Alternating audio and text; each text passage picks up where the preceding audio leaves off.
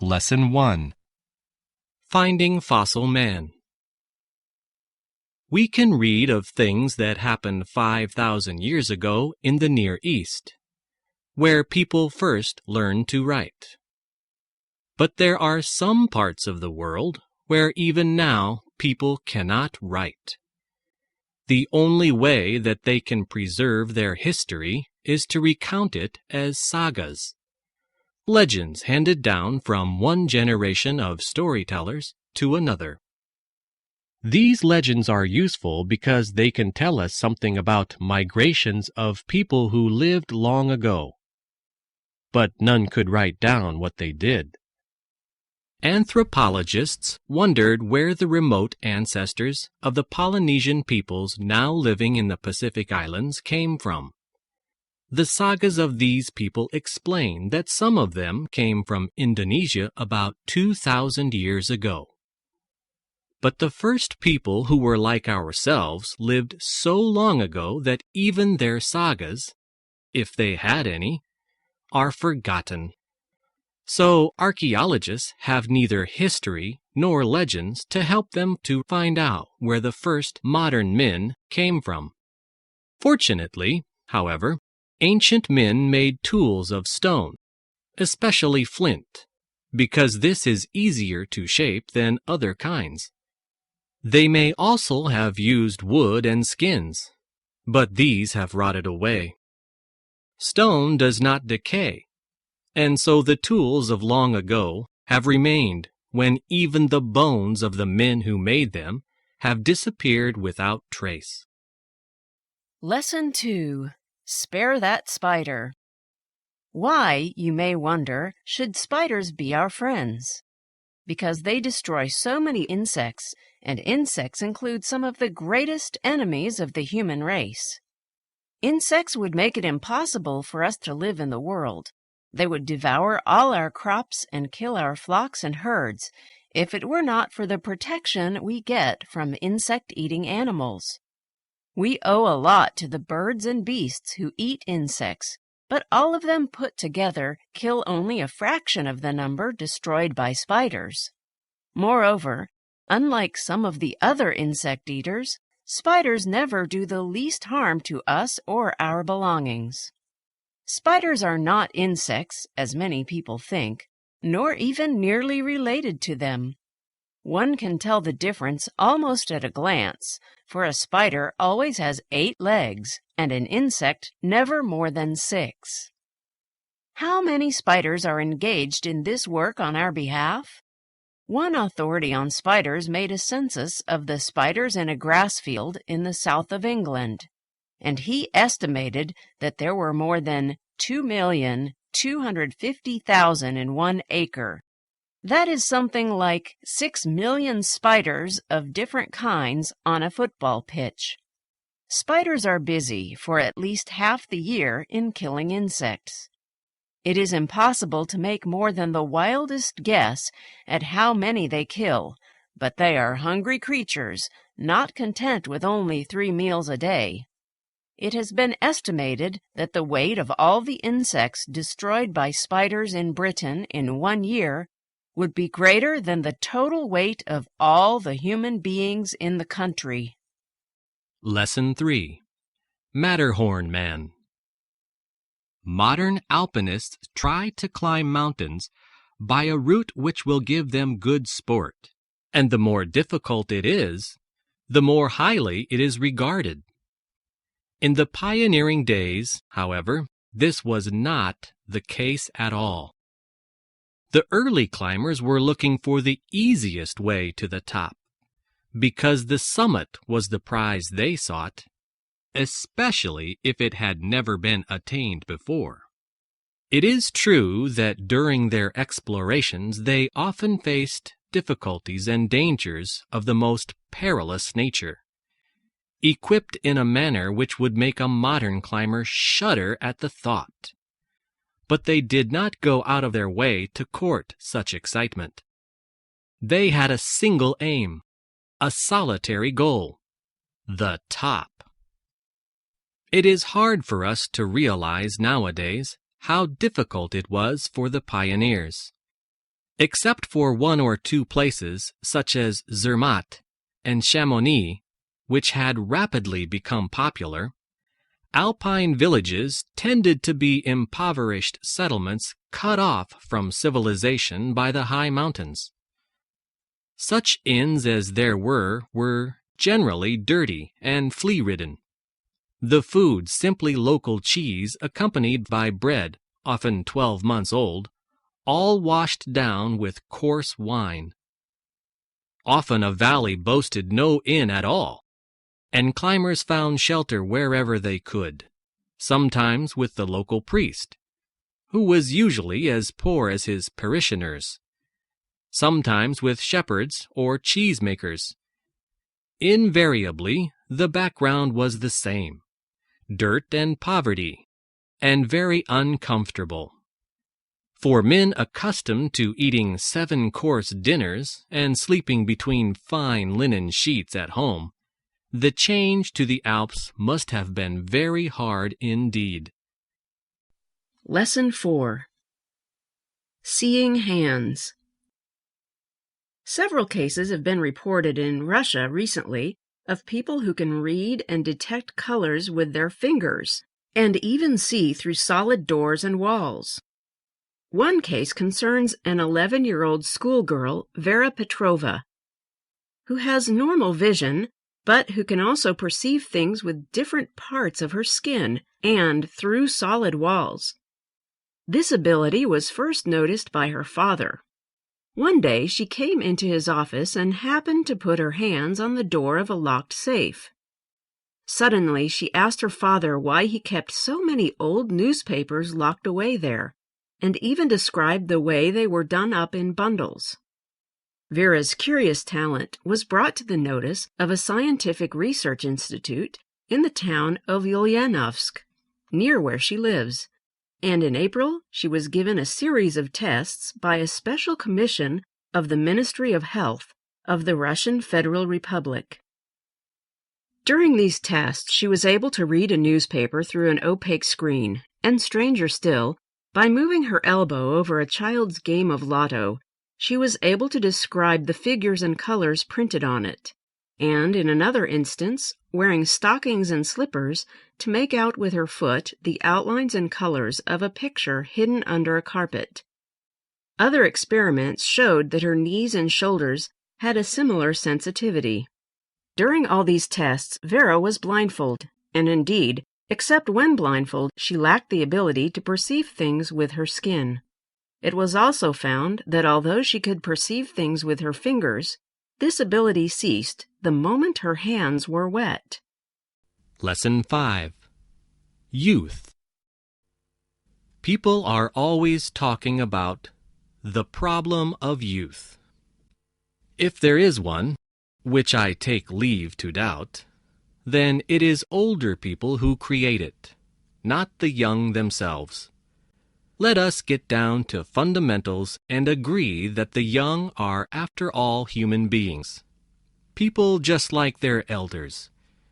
There is only one difference between an old man and a young one.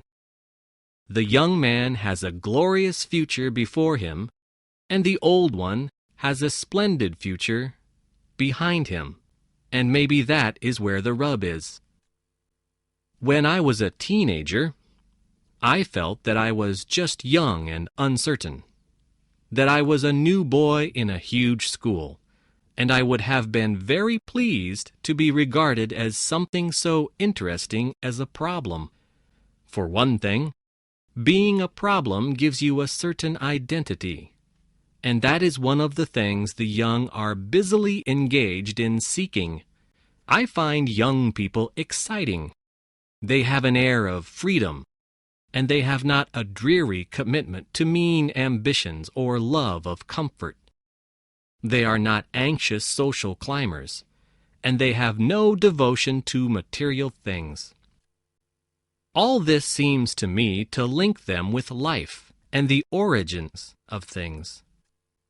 It's as if they were, in some sense, cosmic beings in violent and lovely contrast with us suburban creatures. All that is in my mind when I meet a young person He may be conceited, ill-mannered, presumptuous, or fatuous, but I do not turn for protection to dreary clichés about respect for elders, as if mere age were a reason for respect. I accept that we are equals, and I will argue with him as an equal, if I think he is wrong. Lesson 6. The Sporting Spirit. I am always amazed when I hear people saying that sport creates goodwill between the nations, and that if only the common peoples of the world could meet one another at football or cricket, they would have no inclination to meet on the battlefield. Even if one didn't know from concrete examples, the 1936 Olympic Games, for instance, that international sporting contests lead to orgies of hatred, one could deduce it from general principles. Nearly all the sports practiced nowadays are competitive. You play to win, and the game has little meaning unless you do your utmost to win. On the village green, where you pick up sides and no feeling of local patriotism is involved, it is possible to play simply for the fun and exercise. But as soon as the question of prestige arises, as soon as you feel that you and some larger unit will be disgraced if you lose, the most savage combative instincts are aroused. Anyone who has played even in a school football match knows this. At the international level, sport is frankly mimic warfare. But the significant thing is not the behavior of the players, but the attitude of the spectators, and behind the spectators of the nations who work themselves into furies over these absurd contests, and seriously believe, at any rate for short periods, that running, jumping, and kicking a ball are tests of national virtue. Lesson 7. Bats.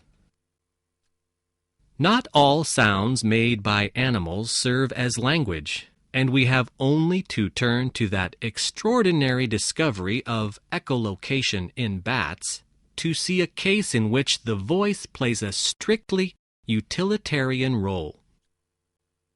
To get a full appreciation of what this means, we must turn first to some recent human inventions.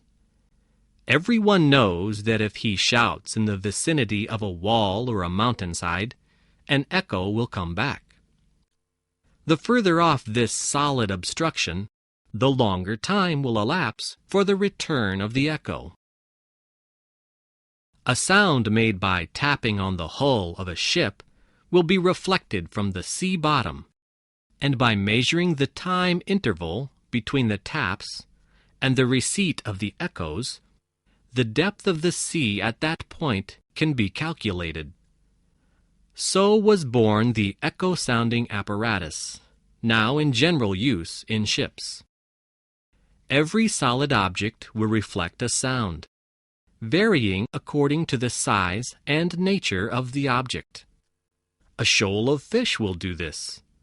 So it is a comparatively simple step from locating the sea bottom to locating a shoal of fish. With experience, and with improved apparatus, it is now possible not only to locate a shoal, but to tell if it is herring, cod, or other well-known fish by the pattern of its echo. It has been found that certain bats emit squeaks, and by receiving the echoes, they can locate and steer clear of obstacles, or locate flying insects on which they feed. This echolocation in bats is often compared with radar, the principle of which is similar. Lesson 8. Trading Standards. Chickens slaughtered in the United States, claim officials in Brussels, are not fit to grace European tables. No, say the Americans, our fowl are fine, we simply clean them in a different way. These days, it is differences in national regulations, far more than tariffs, that put sand in the wheels of trade between rich countries. It is not just farmers who are complaining. An electric razor that meets the European Union's safety standards must be approved by American testers before it can be sold in the United States. And an American-made dialysis machine needs the EU's okay before it hits the market in Europe. As it happens, a razor that is safe in Europe is unlikely to electrocute Americans. So, ask businesses on both sides of the Atlantic, why have two lots of tests where one would do? Politicians agree in principle, so America and the EU have been trying to reach a deal which would eliminate the need to double test many products. They hope to finish in time for a trade summit between America and the EU on May 28th. Although negotiators are optimistic, the details are complex enough that they may be hard-pressed to get a deal at all. Why? One difficulty is to construct the agreements. The Americans would happily reach one accord on standards for medical devices and then hammer out different pacts covering, say, electronic goods and drug manufacturing. The EU, following fine continental traditions, wants agreement on general principles, which could be applied to many types of products and perhaps extended to other countries. Lesson 9. Royal Espionage. Alfred the Great acted as his own spy, visiting Danish camps disguised as a minstrel. In those days, wandering minstrels were welcome everywhere. They were not fighting men, and their harp was their passport. Alfred had learned many of their ballads in his youth, and could vary his program with acrobatic tricks and simple conjuring.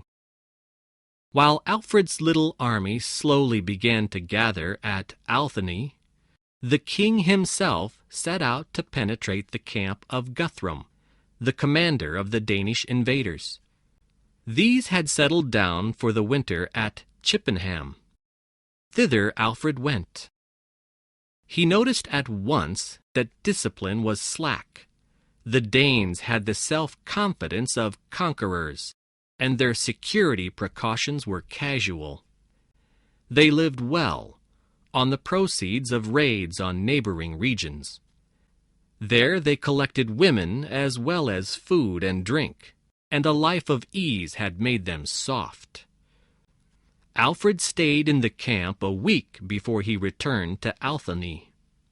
The force there assembled was trivial compared with the Danish horde, but Alfred had deduced that the Danes were no longer fit for prolonged battle, and that their commissariat had no organization, but depended on irregular raids.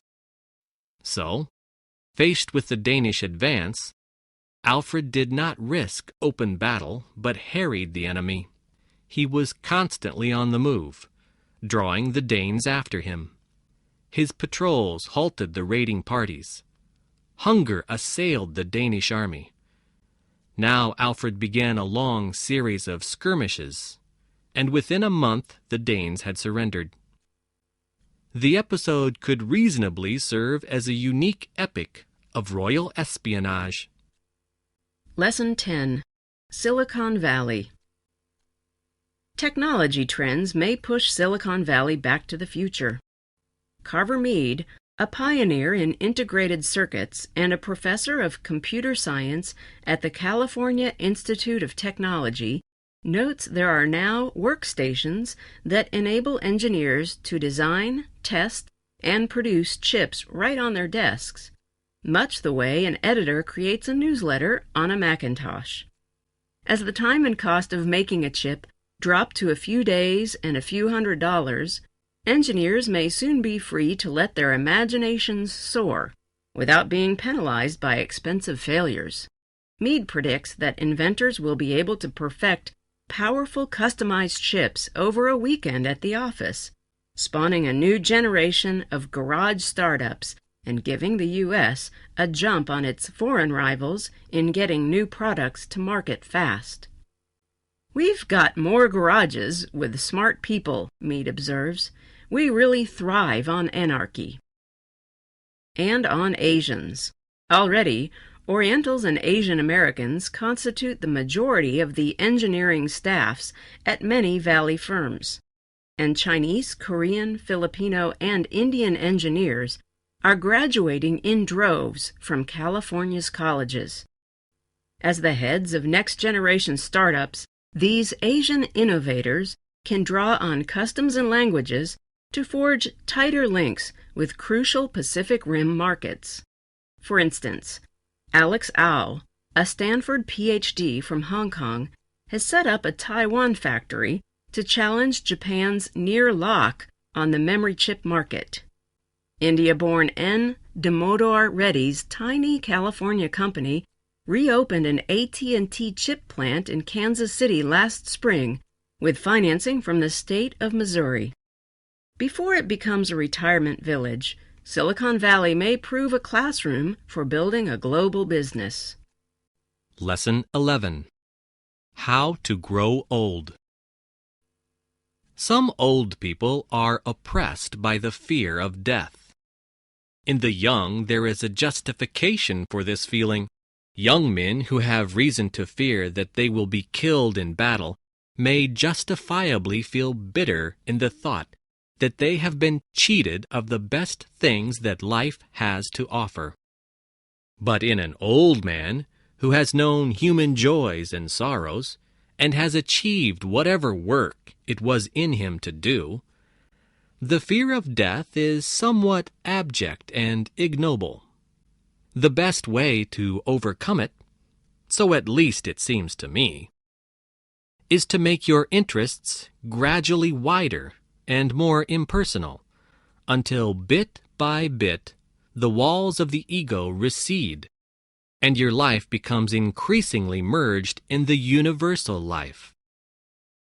An individual human existence should be like a river, small at first, narrowly contained within its banks, and rushing passionately past boulders and over waterfalls. Gradually the river grows wider, the banks recede, the waters flow more quietly, and in the end, without any visible break, they become merged in the sea and painlessly lose their individual being. The man who, in old age, can see his life in this way will not suffer from the fear of death, since the things he cares for will continue. And if, with the decay of vitality, weariness increases, the thought of rest will be not unwelcome. I should wish to die while still at work, knowing that others will carry on what I can no longer do, and content in the thought that what was possible has been done. Lesson 12. Banks and their customers. When anyone opens a current account at a bank, he is lending the bank money, repayment of which he may demand at any time, either in cash or by drawing a check in favor of another person. Primarily, the banker-customer relationship is that of debtor and creditor, who is which depending on whether the customer's account is in credit or is overdrawn. But in addition to that basically simple concept, the bank and its customer owe a large number of obligations to one another. Many of these obligations can give rise to problems and complications, but a bank customer, unlike, say, a buyer of goods, cannot complain that the law is loaded against him. The bank must obey its customer's instructions and not those of anyone else. When, for example, a customer first opens an account, he instructs the bank to debit his account only in respect of checks drawn by himself. He gives the bank specimens of his signature, and there is a very firm rule that the bank has no right or authority to pay out a customer's money on a check on which its customer's signature has been forged. It makes no difference that the forgery may have been a very skillful one. The bank must recognize its customer's signature. For this reason, there is no risk to the customer in the practice adopted by banks of printing the customer's name on his checks. If this facilitates forgery, it is the bank which will lose, not the customer. Lesson 13. The Search for Oil. The deepest holes of all are made for oil, and they go down to as much as 25,000 feet. But we do not need to send men down to get the oil out, as we must with other mineral deposits. The holes are only borings, less than a foot in diameter. My particular experience is largely in oil, and the search for oil has done more to improve deep drilling than any other mining activity. When it has been decided where we are going to drill, we put up at the surface an oil derrick. It has to be tall because it is like a giant block and tackle, and we have to lower into the ground and haul out of the ground great lengths of drill pipe, which are rotated by an engine at the top and are fitted with a cutting bit at the bottom. The geologist needs to know what rocks the drill has reached, so every so often a sample is obtained with a coring bit. It cuts a clean cylinder of rock, from which can be seen the strata the drill has been cutting through. Once we get down to the oil, it usually flows to the surface because great pressure, either from gas or water, is pushing it. This pressure must be under control, and we control it by means of the mud which we circulate down the drill pipe. We endeavor to avoid the old romantic idea of a gusher, which wastes oil and gas. We want it to stay down the hole until we can lead it off in a controlled manner. Lesson 14. The Butterfly Effect. Beyond 2 or 3 days, the world's best weather forecasts are speculative, and beyond 6 or 7, they are worthless. The butterfly effect is the reason. For small pieces of weather, and to a global forecaster, small can mean thunderstorms and blizzards, any prediction deteriorates rapidly. Errors and uncertainties multiply, cascading upward through a chain of turbulent features, from dust devils and squalls up to continent-size eddies that only satellites can see.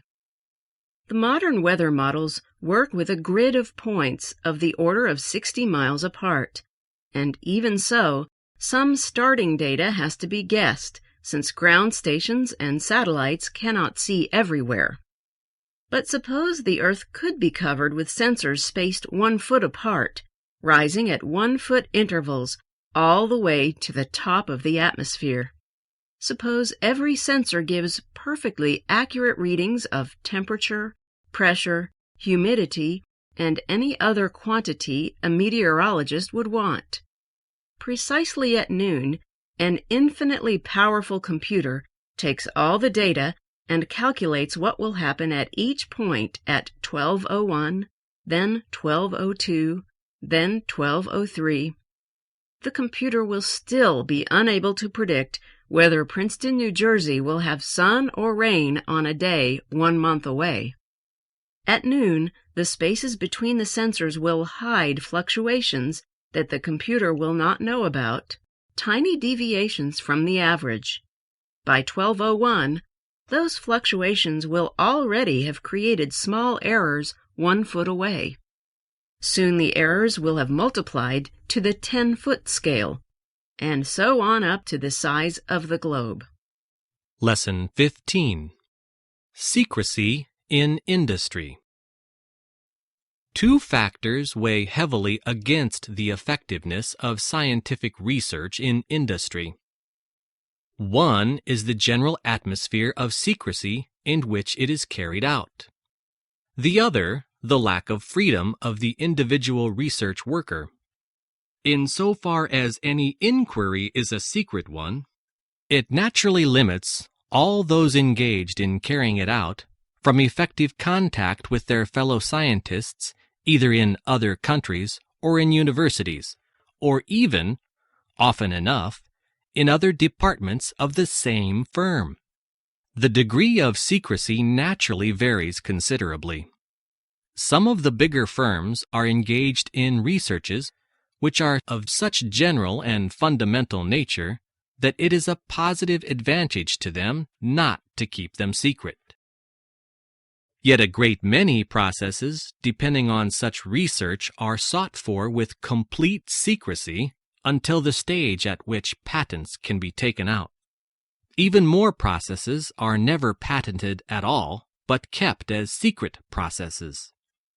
This applies particularly to chemical industries, where chance discoveries play a much larger part than they do in physical and mechanical industries.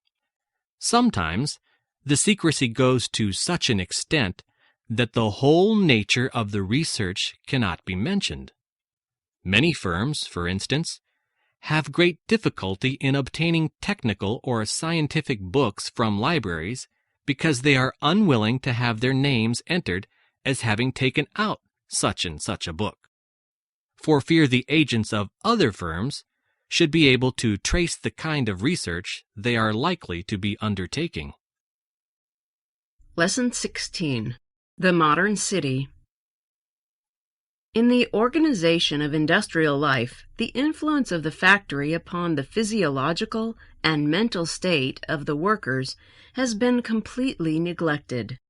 Modern industry is based on the conception of the maximum production at lowest cost, in order that an individual or a group of individuals may earn as much money as possible.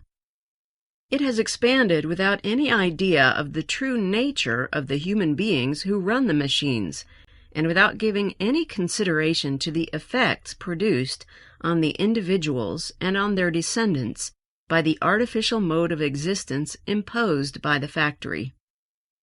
The great cities have been built with no regard for us.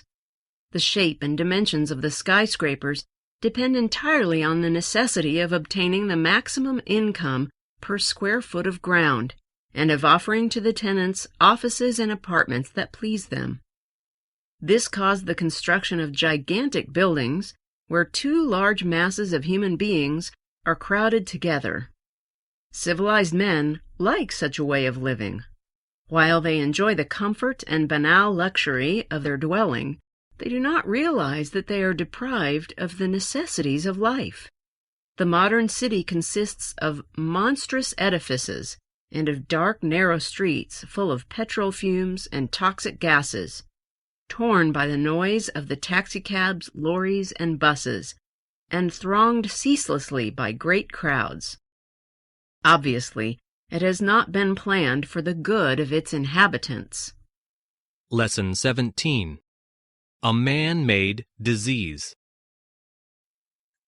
In the early days of the settlement of Australia, enterprising settlers unwisely introduced the European rabbit. This rabbit had no natural enemies in the antipodes, so that it multiplied with that promiscuous abandon characteristic of rabbits.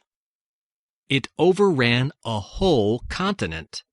It caused devastation by burrowing and by devouring the herbage which might have maintained millions of sheep and cattle. Scientists discovered that this particular variety of rabbit, and apparently no other animal, was susceptible to a fatal virus disease, myxomatosis. By infecting animals and letting them loose in the burrows, local epidemics of this disease could be created. Later it was found that there was a type of mosquito which acted as the carrier of this disease and passed it on to the rabbits. So while the rest of the world was trying to get rid of mosquitoes, Australia was encouraging this one. It effectively spread the disease all over the continent and drastically reduced the rabbit population. It later became apparent that rabbits were developing a degree of resistance to this disease, so that the rabbit population was unlikely to be completely exterminated. There were hopes, however, that the problem of the rabbit would become manageable. Ironically, Europe, which had bequeathed the rabbit as a pest to Australia, acquired this man-made disease as a pestilence. A French physician decided to get rid of the wild rabbits on his own estate and introduced myxomatosis. It did not, however, remain within the confines of his estate. It spread through France, where wild rabbits are not generally regarded as a pest, but as a sport and a useful food supply. And it spread to Britain, where wild rabbits are regarded as a pest, but where domesticated rabbits, equally susceptible to the disease, are the basis of a profitable fur industry. The question became one of whether man could control the disease he had invented. Lesson 18. Porpoises. There has long been a superstition among mariners that porpoises will save drowning men by pushing them to the surface, or protect them from sharks by surrounding them in defensive formation. Marine studio biologists have pointed out that, however intelligent they may be, it is probably a mistake to credit dolphins with any motive of life-saving. On the occasions when they have pushed to shore an unconscious human being, they have much more likely done it out of curiosity or for sport, as in riding the bow waves of a ship. In 1928, some porpoises were photographed working like beavers to push ashore a waterlogged mattress. If, as has been reported, they have protected humans from sharks, it may have been because curiosity attracted them, and because the scent of a possible meal attracted the sharks. Porpoises and sharks are natural enemies. It is possible that upon such an occasion a battle ensued, with the sharks being driven away or killed.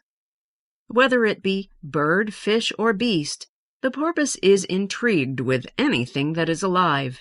They are constantly after the turtles, who peacefully submit to all sorts of indignities. One young calf especially enjoyed raising a turtle to the surface with his snout, and then shoving him across the tank like an aquaplane. Almost any day a young porpoise may be seen trying to turn a 300-pound sea turtle over by sticking his snout under the edge of his shell and pushing up for dear life. This is not easy, and may require two porpoises working together. In another game, as the turtle swims across the oceanarium, the first porpoise swoops down from above and butts his shell with his belly. This knocks the turtle down several feet. He no sooner recovers his equilibrium than the next porpoise comes along and hits him another crack. Eventually, the turtle has been butted all the way down to the floor of the tank. He is now satisfied merely to try to stand up, but as soon as he does so, a porpoise knocks him flat. The turtle at last gives up by pulling his feet under his shell, and the game is over. Lesson 19. The Stuff of Dreams. It is fairly clear that the sleeping period must have some function, and because there is so much of it, the function would seem to be important. Speculations about its nature have been going on for literally thousands of years. And one odd finding that makes the problem puzzling is that it looks very much as if sleeping is not simply a matter of giving the body a rest. Rest, in terms of muscle relaxation and so on, can be achieved by a brief period lying or even sitting down. The body's tissues are self-repairing and self-restoring to a degree, and function best when more or less continuously active. In fact, a basic amount of movement occurs during sleep, which is specifically concerned with preventing muscle inactivity. If it is not a question of resting the body, then perhaps it is the brain that needs resting. This might be a plausible hypothesis were it not for two factors. First, the electroencephalograph, which is simply a device for recording the electrical activity of the brain by attaching electrodes to the scalp, shows that while there is a change in the pattern of activity during sleep, there is no evidence that the total amount of activity is any less. The second factor is more interesting and more fundamental. Some years ago, an American psychiatrist named William Dement published experiments dealing with the recording of eye movements during sleep. He showed that the average individual's sleep cycle is punctuated with peculiar bursts of eye movements, some drifting and slow, others jerky and rapid. People woken during these periods of eye movements generally reported that they had been dreaming. When woken at other times, they reported no dreams. If one group of people were disturbed from their eye movement sleep for several nights on end, and another group were disturbed for an equal period of time, but when they were not exhibiting eye movements, the first group began to show some personality disorders, while the others seemed more or less unaffected. The implications of all this were that it was not the disturbance of sleep that mattered, but the disturbance of dreaming. Lesson 20. Snake Poison. How it came about that snakes manufactured poison is a mystery. Over the periods, their saliva, a mild digestive juice like our own, was converted into a poison that defies analysis even today. It was not forced upon them by the survival competition. They could have caught and lived on prey without using poison, just as the thousands of non-poisonous snakes still do. Poison to a snake is merely a luxury. It enables it to get its food with very little effort, no more effort than one bite. And why only snakes? Cats, for instance, would be greatly helped. No running fights with large fierce rats or tussles with grown rabbits. Just a bite and no more effort needed.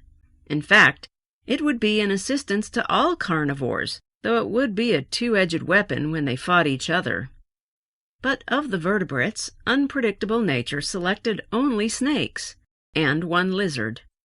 One wonders also why nature, with some snakes, concocted poison of such extreme potency. In the conversion of saliva into poison, one might suppose that a fixed process took place. It did not. Some snakes manufactured a poison different in every respect from that of others, as different as arsenic is from strychnine, and having different effects. One poison acts on the nerves, the other on the blood. The makers of the nerve poison include the mambas and the cobras, and their venom is called neurotoxic. Vipers, adders, and rattlesnakes manufacture the blood poison, which is known as hemolytic. Both poisons are unpleasant, but by far the more unpleasant is the blood poison. It is said that the nerve poison is the more primitive of the two, that the blood poison is, so to speak, a newer product from an improved formula.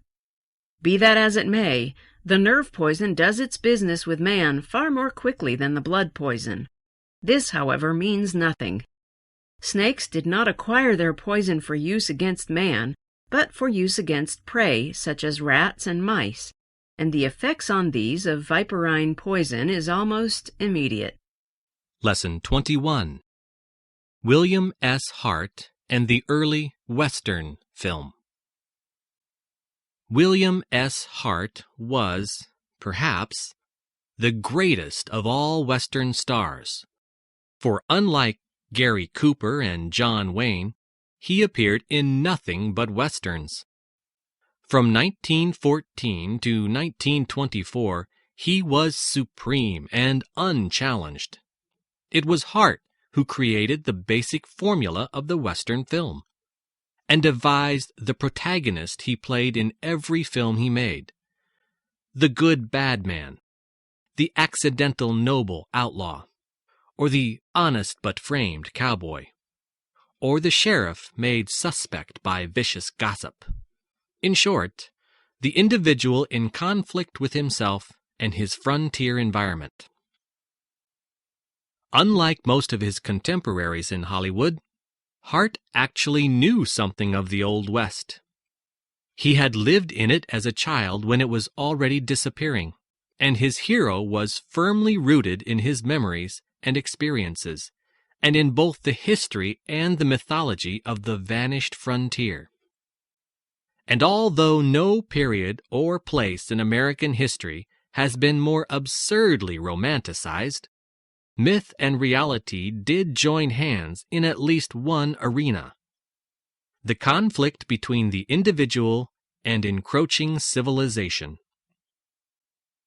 Men accustomed to struggling for survival against the elements and Indians were bewildered by politicians, bankers, and businessmen, and unhorsed by fences, laws, and alien taboos. Hart's good-bad man was always an outsider, always one of the disinherited, and if he found it necessary to shoot a sheriff or rob a bank along the way, his early audiences found it easy to understand and forgive, especially when it was Hart who, in the end, overcame the attacking Indians. Audiences in the second decade of the 20th century found it pleasant to escape to a time when life, though hard, was relatively simple. We still do, living in a world in which undeclared aggression, war, hypocrisy, chicanery, anarchy, and impending immolation are part of our daily lives. We all want a code to live by.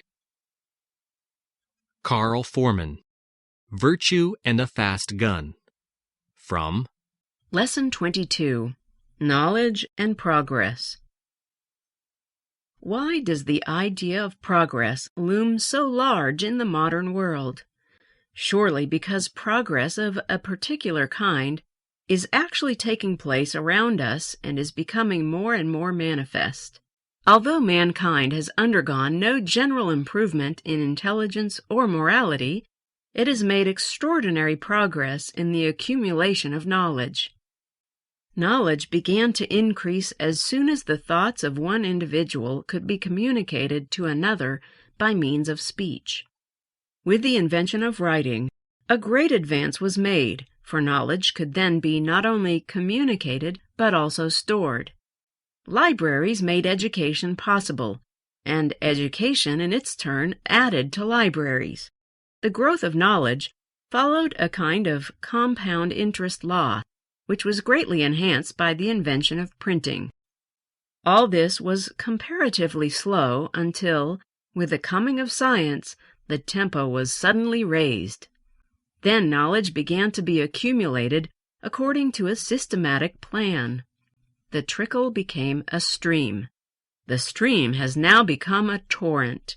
Moreover, as soon as new knowledge is acquired, it is now turned to practical account.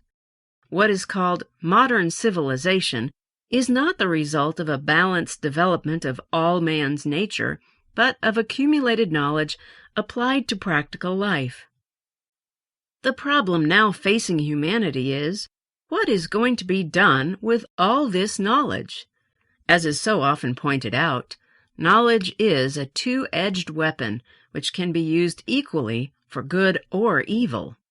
It is now being used indifferently for both. Could any spectacle, for instance, be more grimly whimsical than that of gunners using science to shatter men's bodies, while, close at hand, surgeons use it to restore them? We have to ask ourselves very seriously what will happen if this twofold use of knowledge, with its ever-increasing power, continues. Lesson 23, Bird Flight. No two sorts of birds practice quite the same sort of flight.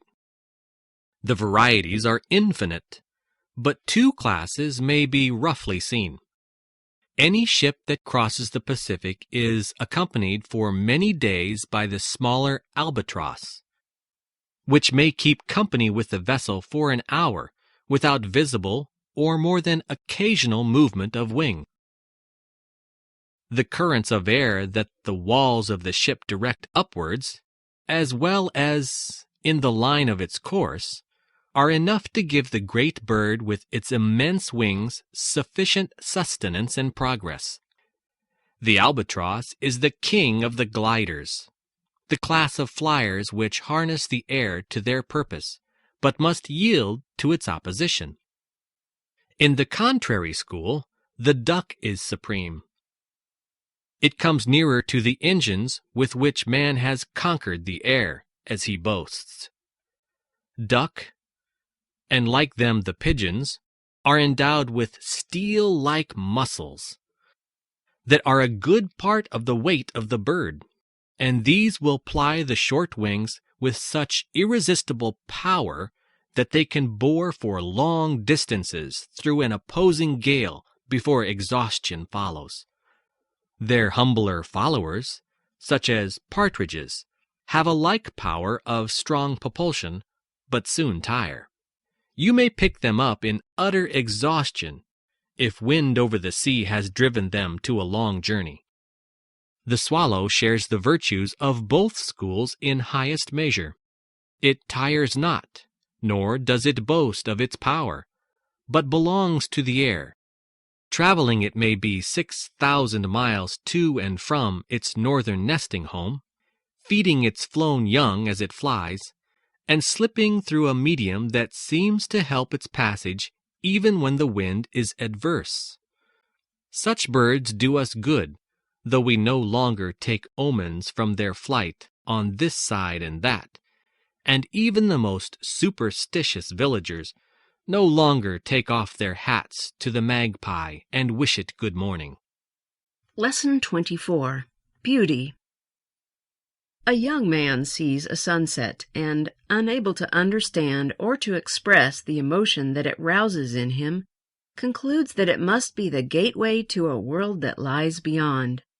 It is difficult for any of us, in moments of intense aesthetic experience, to resist the suggestion that we are catching a glimpse of a light that shines down to us from a different realm of existence. Different and, because the experience is intensely moving, in some way higher.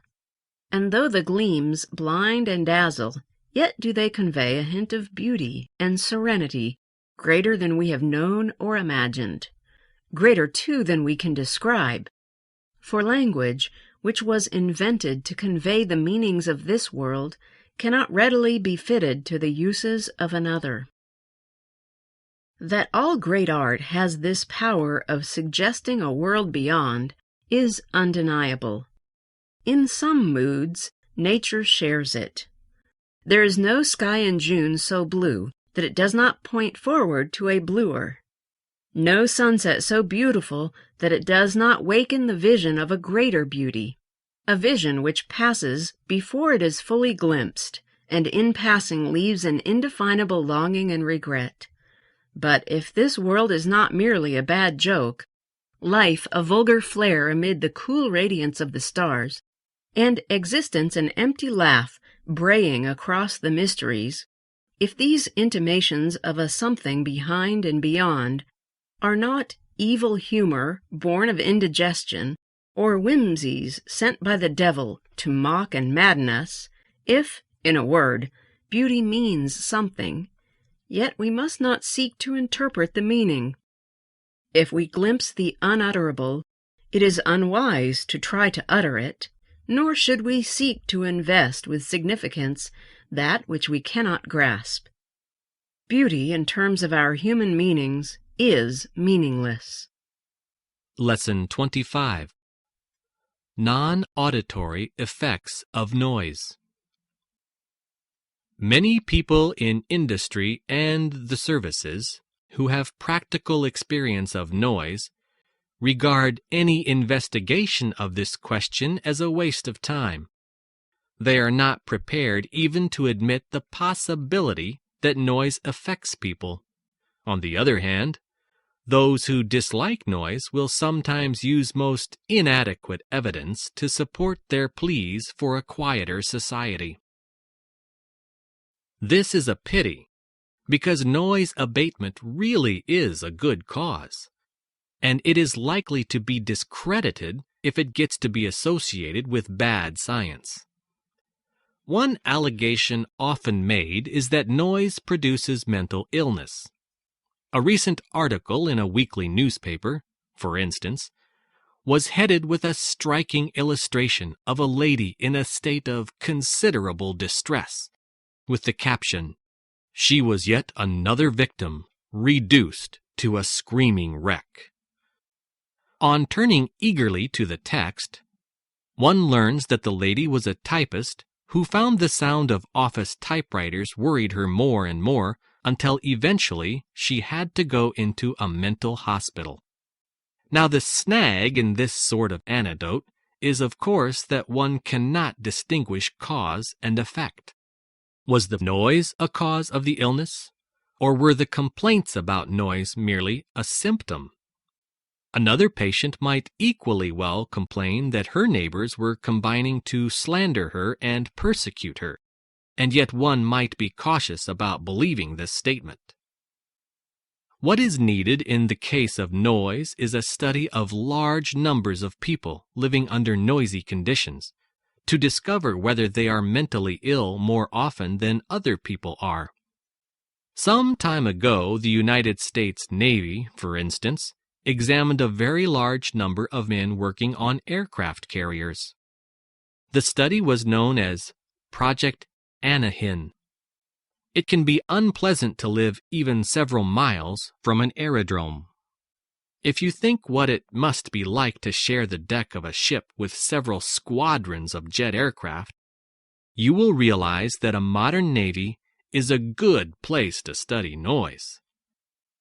But neither psychiatric interviews nor objective tests were able to show any effects upon these American sailors. This result merely confirms earlier American and British studies. If there is any effect of noise upon mental health, it must be so small that present methods of psychiatric diagnosis cannot find it. That does not prove that it does not exist, but it does mean that noise is less dangerous than, say, being brought up in an orphanage, which really is a mental health hazard. Lesson 26. The Past Life of the Earth. It is animals and plants which lived in or near water whose remains are most likely to be preserved. For one of the necessary conditions of preservation is quick burial, and it is only in the seas and rivers, and sometimes lakes, where mud and silt have been continuously deposited, that bodies and the like can be rapidly covered over and preserved. But even in the most favorable circumstances, only a small fraction of the creatures that die are preserved in this way before decay sets in, or even more likely, before scavengers eat them. After all living creatures live by feeding on something else, whether it be plant or animal, dead or alive, and it is only by chance that such a fate is avoided. The remains of plants and animals that lived on land are much more rarely preserved, for there is seldom anything to cover them over. When you think of the innumerable birds that one sees flying about, not to mention the equally numerous small animals like field mice and voles, which you do not see, it is very rarely that one comes across a dead body, except, of course, on the roads. They decompose and are quickly destroyed by the weather, or eaten by some other creature. It is almost always due to some very special circumstances that traces of land animals survive, as by falling into inaccessible caves, or into an ice crevasse, like the Siberian mammoths, when the whole animal is sometimes preserved as in a refrigerator. This is what happened to the famous Borisovka mammoth, which was found preserved and in good condition. In his mouth were the remains of fir trees, the last meal that he had before he fell into the crevice and broke his back. The mammoth has now been restored in the Paleontological Museum in St. Petersburg. Other animals were trapped in tar pits, like the elephants, saber-toothed cats, and numerous other creatures that are found at Rancho La Brea, which is now just a suburb of Los Angeles. Apparently what happened was that water collected on these tar pits, and the bigger animals, like the elephants, ventured out onto the apparently firm surface to drink, and were promptly bogged in the tar. And then, when they were dead, the carnivores, like the saber-toothed cats and the giant wolves, came out to feed, and suffered exactly the same fate. There are also endless numbers of birds in the tar as well. Lesson 27. The Vasa. From the 17th century Empire of Sweden, the story of a galleon that sank at the start of her maiden voyage in 1628 must be one of the strangest tales of the sea. For nearly 3.5 centuries, she lay at the bottom of Stockholm Harbor until her discovery in 1956. This was the Vasa, royal flagship of the great imperial fleet. King Gustavus Adolphus, the Northern Hurricane, then at the height of his military success in the 30 Years' War, had dictated her measurements and armament. Triple gun decks mounted 64 bronze cannon. She was intended to play a leading role in the growing might of Sweden. As she was prepared for her maiden voyage on August 10th, 1628, Stockholm was in a ferment.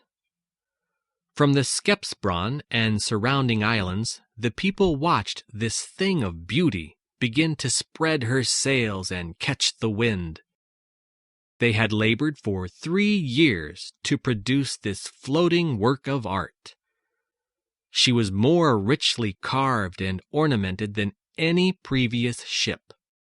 The high stern castle was a riot of carved gods, demons, knights, kings, warriors, mermaids, cherubs, and zoomorphic animal shapes ablazed with red and gold and blue. Symbols of courage, power, and cruelty were portrayed to stir the imaginations of the superstitious sailors of the day.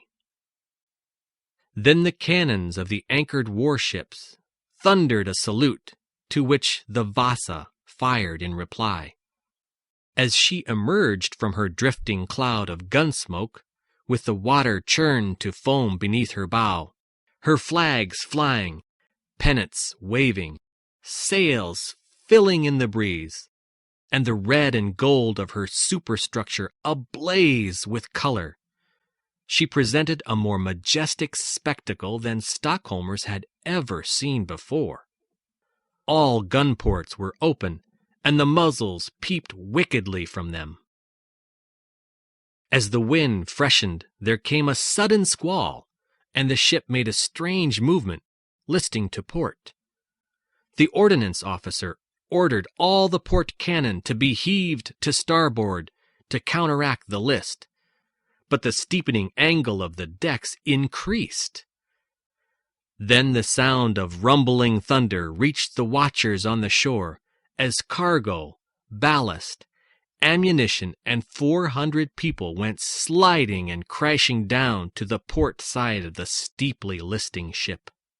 The lower gun ports were now below water, and the inrush sealed the ship's fate. In that first glorious hour, the mighty Vasa, which was intended to rule the Baltic, sank with all flags flying in the harbor of her birth. Lesson 28. Patients and Doctors. This is a skeptical age, but although our faith in many of the things in which our forefathers fervently believed has weakened, our confidence in the curative properties of the bottle of medicine remains the same as theirs. This modern faith in medicines is proved by the fact that the annual drug bill of the health services is mounting to astronomical figures and shows no signs at present of ceasing to rise. The majority of the patients attending the medical outpatients departments of our hospitals feel that they have not received adequate treatment unless they are able to carry home with them some tangible remedy in the shape of a bottle of medicine, a box of pills, or a small jar of ointment, and the doctor in charge of the department is only too ready to provide them with these requirements. There is no quicker method of disposing of patients than by giving them what they are asking for. And since most medical men in the health services are overworked and have little time for offering time-consuming and little appreciated advice on such subjects as diet, right living, and the need for abandoning bad habits, etc., the bottle, the box, and the jar are almost always granted them. Nor is it only the ignorant and ill-educated person who has such faith in the bottle of medicine. It is recounted of Thomas Carlyle that when he heard of the illness of his friend, Henry Taylor, he went off immediately to visit him, carrying with him in his pocket what remained of a bottle of medicine formerly prescribed for an indisposition of Mrs. Carlyle's. Carlyle was entirely ignorant of what the bottle in his pocket contained, of the nature of the illness from which his friend was suffering, and of what had previously been wrong with his wife. But a medicine that had worked so well in one form of illness would surely be of equal benefit in another, and comforted by the thought of the help he was bringing to his friend, he hastened to Henry Taylor's house. History does not relate whether his friend accepted his medical help, but in all probability he did. The great advantage of taking medicine is that it makes no demands on the taker beyond that of putting up for a moment with a disgusting taste, and that is what all patients demand of their doctors, to be cured at no inconvenience to themselves. Lesson 29. The Hovercraft. Many strange new means of transport have been developed in our century, the strangest of them being perhaps the hovercraft.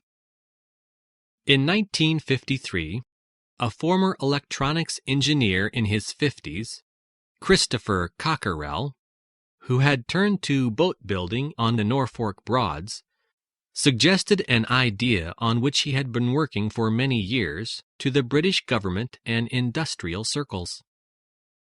It was the idea of supporting a craft on a pad or cushion of low-pressure air, ringed with a curtain of higher-pressure air.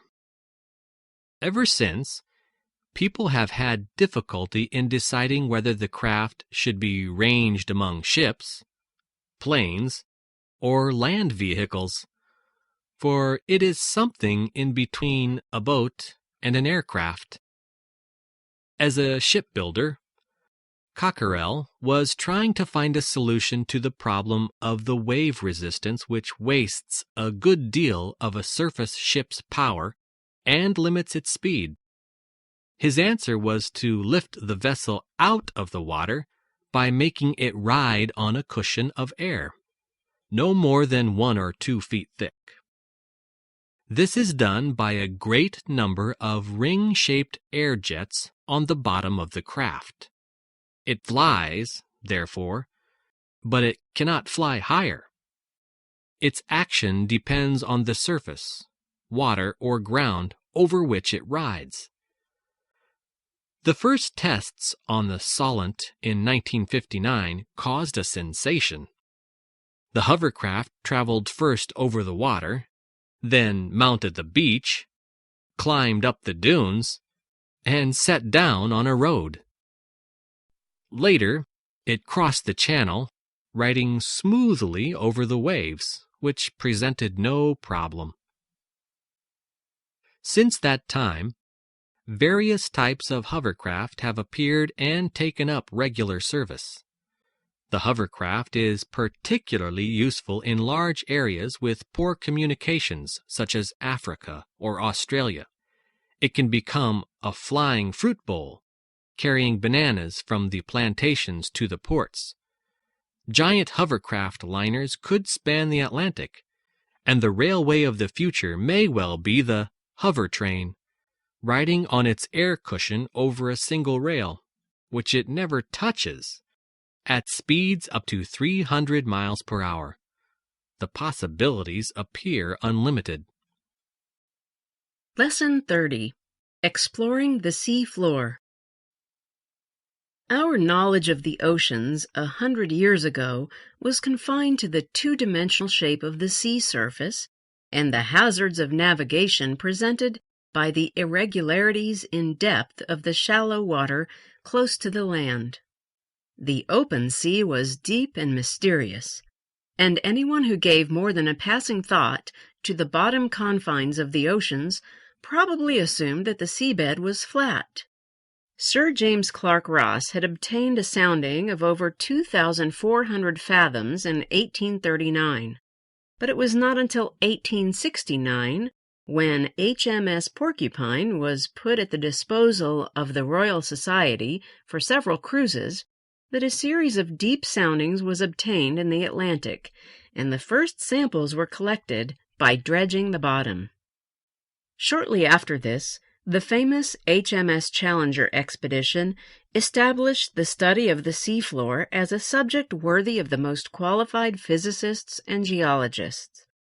A burst of activity associated with the laying of submarine cables soon confirmed the Challenger's observation that many parts of the ocean were 2 to 3 miles deep, and the existence of underwater features of considerable magnitude. Today, enough soundings are available to enable a relief map of the Atlantic to be drawn, and we know something of the great variety of the seabed's topography.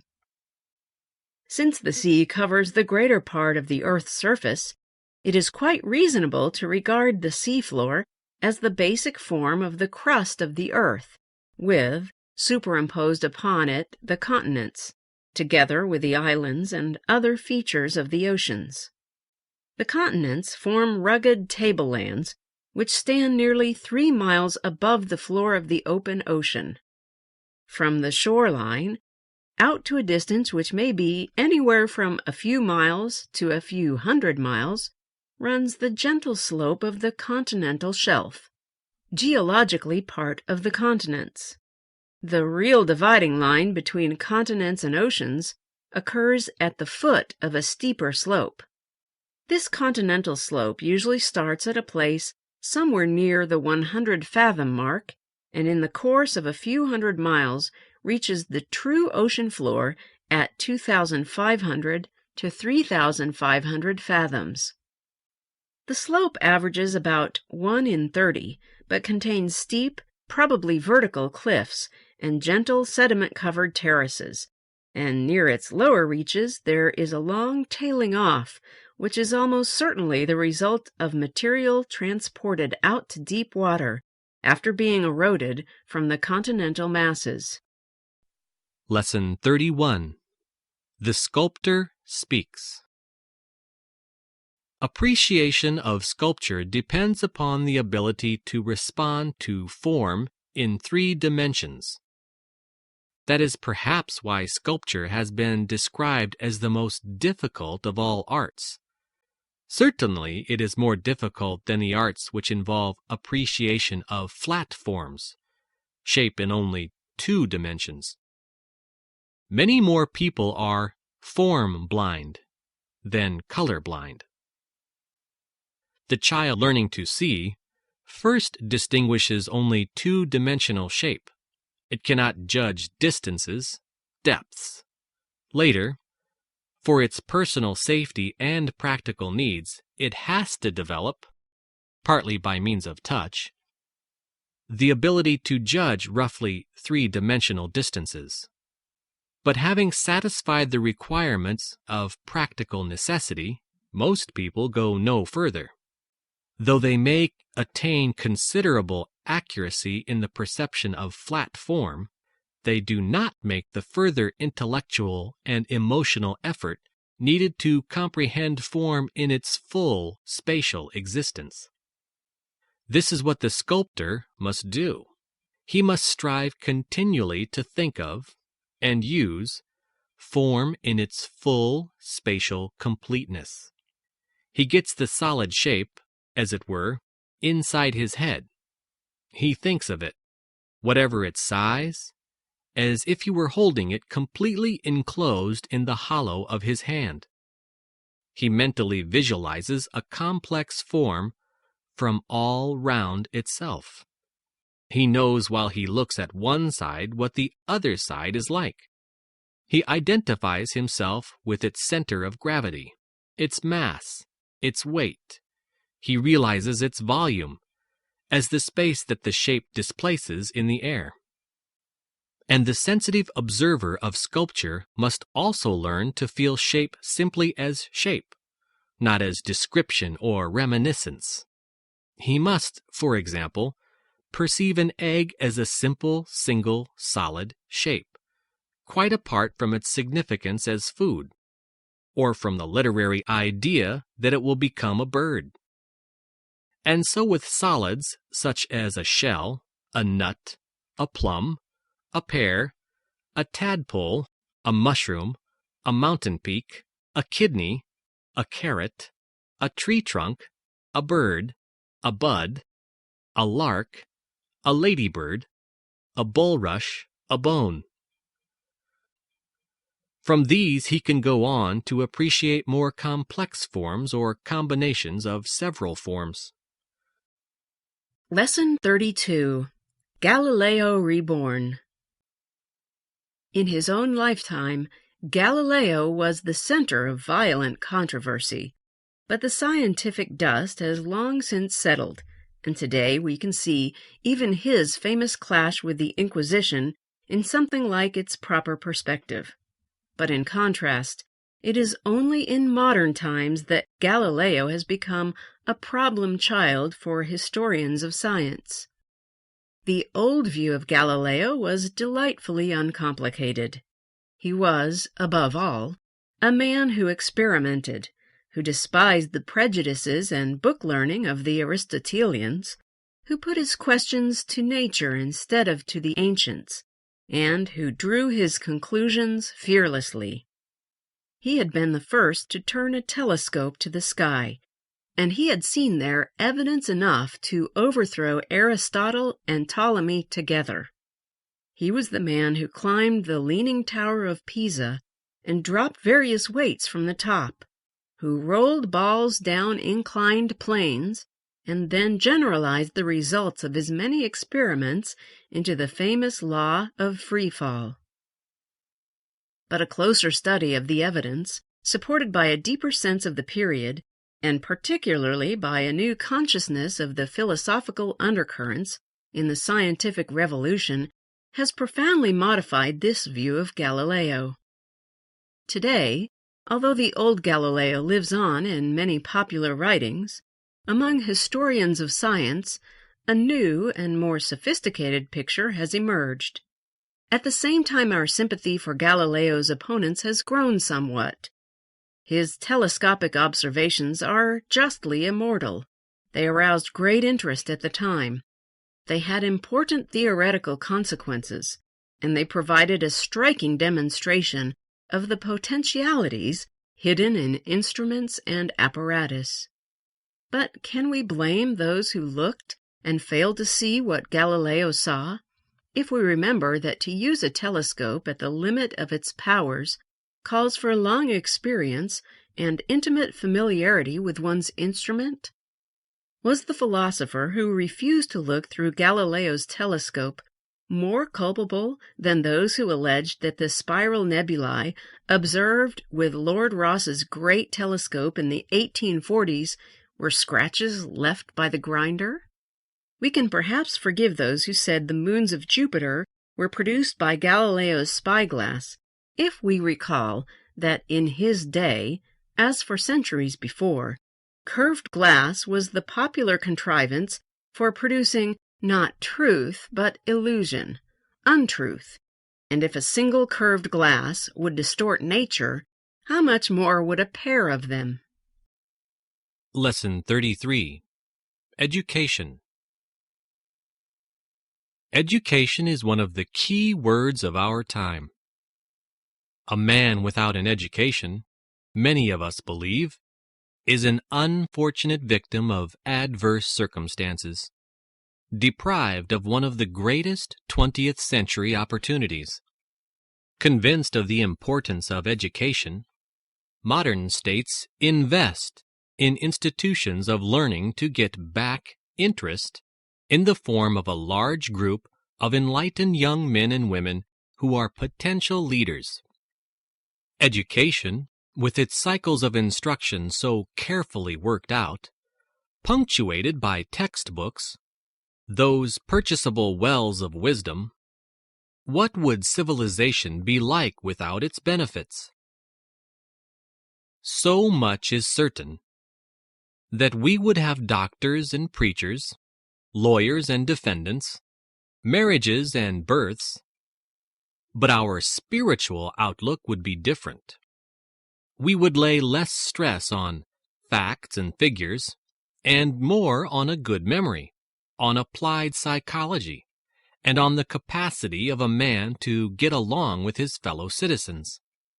If our educational system were fashioned after its bookless past, we would have the most democratic form of college imaginable.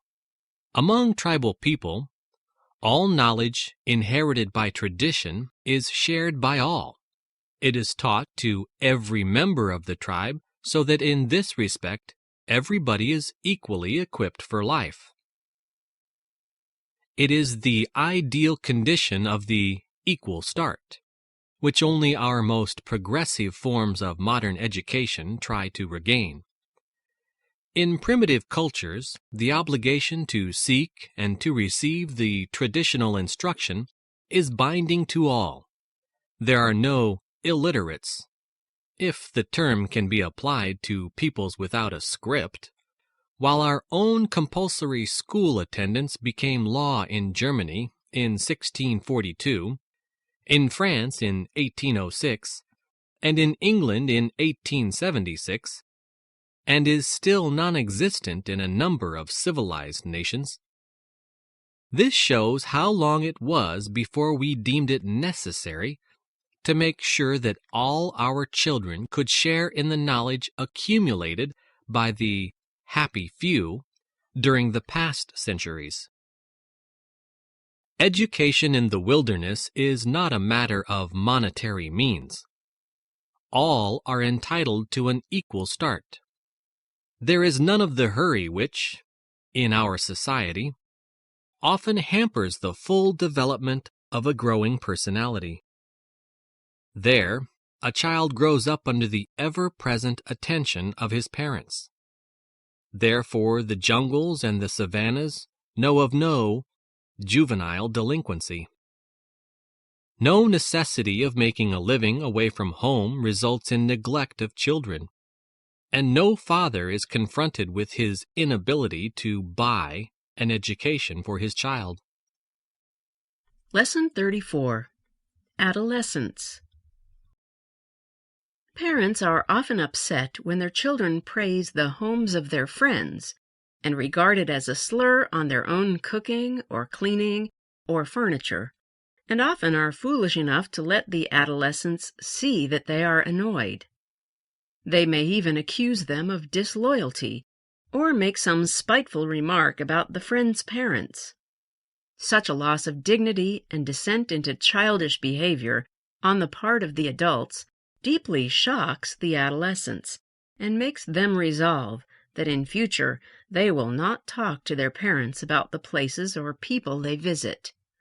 Before very long, the parents will be complaining that the child is so secretive and never tells them anything, but they seldom realize that they have brought this on themselves. Disillusionment with the parents, however good and adequate they may be, both as parents and as individuals, is to some degree inevitable. Most children have such a high ideal of their parents, unless the parents themselves have been unsatisfactory, that it can hardly hope to stand up to a realistic evaluation. Parents would be greatly surprised and deeply touched if they realized how much belief their children usually have in their character and infallibility, and how much this faith means to a child. If parents were prepared for this adolescent reaction and realized that it was a sign that the child was growing up and developing valuable powers of observation and independent judgment, they would not be so hurt, and therefore would not drive the child into opposition by resenting and resisting it. The adolescent, with his passion for sincerity, always respects a parent who admits that he is wrong or ignorant, or even that he has been unfair or unjust. What the child cannot forgive is the parent's refusal to admit these charges if the child knows them to be true.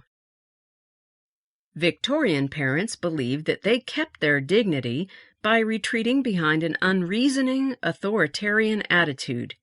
In fact, they did nothing of the kind, but children were then too cowed to let them know how they really felt. Today, we tend to go to the other extreme, but on the whole, this is a healthier attitude, both for the child and the parent. It is always wiser and safer to face up to reality, however painful it may be at the moment. Lesson 35. Space Odyssey. The moon is likely to become the industrial hub of the solar system, supplying the rocket fuel for its ships, easily obtainable from the lunar rocks in the form of liquid oxygen. The reason lies in its gravity. Because the moon has only an 80th of the Earth's mass, it requires 97% less energy to travel the 250,000 miles from the moon to Earth orbit than the 200-mile journey from Earth's surface into orbit. This may sound fantastic, but it is easily calculated. To escape from the Earth in a rocket, one must travel at 7 miles per second. The comparable speed from the moon is only 1.5 miles per second. Because the gravity on the moon's surface is only a sixth of Earth's, remember how easily the Apollo astronauts bounded along? It takes much less energy to accelerate to that 1.5 miles per second than it does on Earth. Moon dwellers will be able to fly in space at only 3% of the cost of similar journeys by their terrestrial cousins. Arthur C. Clarke once suggested a revolutionary idea passes through 3 phases. 1. It's impossible. Don't waste my time. 2. It's possible, but not worth doing. 3. I said it was a good idea all along. The idea of colonizing Mars, a world 160 times more distant than the moon, will move decisively from the 2nd phase to the 3rd, when a significant number of people are living permanently in space. Mars has an extraordinary fascination for would-be voyagers. America, Russia, and Europe are filled with enthusiasts, many of them serious and senior scientists, who dream of sending people to it. Their aim is understandable. It is the one world in the solar system that is most like the Earth. It is a world of red sandy deserts, hence its name, the Red Planet. Cloudless skies, savage sandstorms, chasms wider than the Grand Canyon, and at least one mountain more than twice as tall as Everest. It seems ideal for settlement. Lesson 36. The Cost of Government. If a nation is essentially disunited, it is left to the government to hold it together. This increases the expense of government and reduces, correspondingly, the amount of economic resources that could be used for developing the country. and it should not be forgotten how small those resources are in a poor and backward country. Where the cost of government is high, resources for development are correspondingly low. This may be illustrated by comparing the position of a nation with that of a private business enterprise. An enterprise has to incur certain costs and expenses in order to stay in business. For our purposes, we are concerned only with one kind of cost, the cost of managing and administering the business. Such administrative overheads in a business are analogous to the cost of government in a nation. The administrative overheads of a business are low to the extent that everyone working in the business can be trusted to behave in a way that best promotes the interests of the firm. If they can each be trusted to take such responsibilities and to exercise such initiative as falls within their sphere, then administrative overheads will be low. It will be low because it will be necessary to have only one man looking after each job, without having another man to check up on what he is doing, keep him in line, and report on him to someone else. But if no one can be trusted to act in a loyal and responsible manner towards his job, then the business will require armies of administrators, checkers, and foremen, and administrative overheads will rise correspondingly. As administrative overheads rise, so the earnings of the business after meeting the expense of administration will fall, and the business will have less money to distribute as dividends or invest directly in its future progress and development. It is precisely the same with a nation. To the extent that the people can be relied upon to behave in a loyal and responsible manner, the government does not require armies of police and civil servants to keep them in order. But if a nation is disunited, the government cannot be sure that the actions of the people will be in the interests of the nation, and it will have to watch, check, and control the people accordingly. A disunited nation, therefore, has to incur unduly high costs of government. Lesson 37. The Process of Aging. At the age of 12 years, the human body is at its most vigorous. It has yet to reach its full size and strength, and its owner his or her full intelligence. But at this age, the likelihood of death is least. Earlier, we were infants and young children, and consequently more vulnerable. Later, we shall undergo a progressive loss of our vigor and resistance, which, though imperceptible at first, will finally become so steep that we can live no longer. However well we look after ourselves, and however well society and our doctors look after us. This decline in vigor with the passing of time is called aging. It is one of the most unpleasant discoveries which we all make, that we must decline in this way. That if we escape wars, accidents, and diseases, we shall eventually die of old age. And that this happens at a rate which differs little from person to person, so that there are heavy odds in favor of our dying between the ages of 65 and 80. Some of us will die sooner, a few will live longer, on into a 9th or 10th decade, but the chances are against it, and there is a virtual limit on how long we can hope to remain alive, however lucky and robust we are. Normal people tend to forget this process unless and until they are reminded of it. We are so familiar with the fact that man ages, that people have for years assumed that the process of losing vigor with time, of becoming more likely to die the older we get, was something self-evident, like the cooling of a hot kettle or the wearing out of a pair of shoes.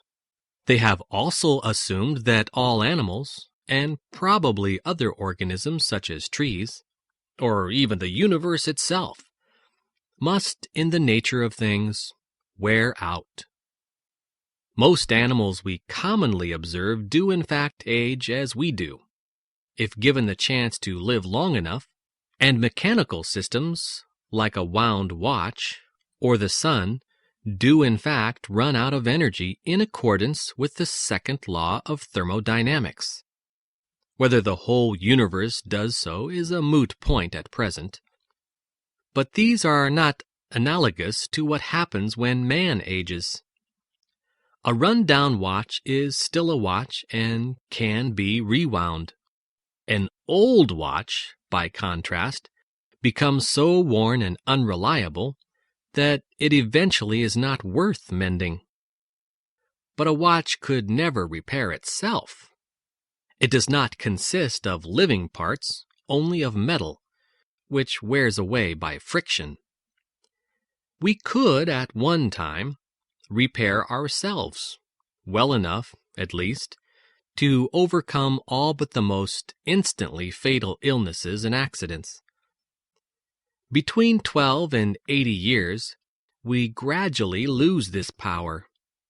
An illness which at 12 would knock us over, at 80 can knock us out and into our grave. If we could stay as vigorous as we are at 12, it would take about 700 years for half of us to die, and another 700 for the survivors to be reduced by half again. Lesson 38. Water and the Traveler. Contamination of water supplies is usually due to poor sanitation close to water sources, sewage disposal into the sources themselves, leakage of sewage into distribution systems, or contamination with industrial or farm waste. Even if a piped water supply is safe at its source, it is not always safe by the time it reaches the tap. Intermittent tap water supplies should be regarded as particularly suspect. Travelers on short trips to areas with water supplies of uncertain quality should avoid drinking tap water or untreated water from any other source. It is best to keep to hot drinks, bottled or canned drinks of well-known brand names. International standards of water treatment are usually followed at bottling plants. Carbonated drinks are acidic and slightly safer. Make sure that all bottles are opened in your presence and that their rims are clean and dry. Boiling is always a good way of treating water. Some hotels supplied boiled water on request, and this can be used for drinking or for brushing teeth. Portable boiling elements that can boil small quantities of water are useful when the right voltage of electricity is available. Refuse politely any cold drink from an unknown source. Ice is only as safe as the water from which it is made, and should not be put in drinks unless it is known to be safe. Drinks can be cooled by placing them on ice rather than adding ice to them. Alcohol may be a medical disinfectant, but should not be relied upon to sterilize water. Ethanol is more effective at a concentration of 50 to 70%. Below 20%, its bactericidal action is negligible. Spirits labeled 95 proof contain only about 47% alcohol. Beware of methylated alcohol, which is very poisonous and should never be added to drinking water. If no other safe water supply can be obtained, tap water that is too hot to touch can be left to cool and is generally safe to drink. Those planning a trip to remote areas or intending to live in countries where drinking water is not readily available should know about the various possible methods for making water safe. Lesson 39. What every writer wants. I have known very few writers, but those I have known, and whom I respect, confess at once that they have little idea where they are going when they first set pen to paper. They have a character, perhaps two. They are in that condition of eager discomfort which passes for inspiration, all admit radical changes of destination once the journey has begun. One, to my certain knowledge, spent 9 months on a novel about Kashmir, then reset the whole thing in the Scottish Highlands. I never heard of anyone making a skeleton, as we were taught at school. In the breaking and remaking, in the timing, interweaving, beginning afresh, the writer comes to discern things in his material which were not consciously in his mind when he began. This organic process, often leading to moments of extraordinary self-discovery, is of an indescribable fascination. A blurred image appears. He adds a brushstroke and another, and it is gone. But something was there, and he will not rest till he has captured it. Sometimes the yeast within a writer outlives a book he has written. I have heard of writers who read nothing but their own books. Like adolescents, they stand before the mirror and still cannot fathom the exact outline of the vision before them. For the same reason, writers talk interminably about their own books, winkling out hidden meanings, superimposing new ones, begging response from those around them. Of course, a writer doing this is misunderstood. He might as well try to explain a crime or a love affair. He is also, incidentally, an unforgivable bore. This temptation to cover the distance between himself and the reader, to study his image in the sight of those who do not know him, can be his undoing. He has begun to write to please. A young English writer made the pertinent observation a year or two back that the talent goes into the first draft, and the art into the drafts that follow. For this reason also the writer, like any other artist, has no resting place, no crowd or movement in which he may take comfort, no judgment from outside which can replace the judgment from within. A writer makes order out of the anarchy of his heart. He submits himself to a more ruthless discipline than any critic dreamed of. And when he flirts with fame, he is taking time off from living within himself, from the search for what his world contains at its inmost point. Lesson 40. Waves. Waves are the children of the struggle between ocean and atmosphere, the ongoing signatures of infinity. Rays from the sun excite and energize the atmosphere of the earth, awakening it to flow, to movement, to rhythm, to life. The wind then speaks the message of the sun to the sea, and the sea transmits it on through waves, an ancient, exquisite, powerful message. These ocean waves are among the Earth's most complicated natural phenomena. The basic features include a crest, the highest point of the wave, a trough, the lowest point, a height, the vertical distance from the trough to the crest, a wave length, the horizontal distance between two wave crests, and a period, which is the time it takes a wave crest to travel one wavelength.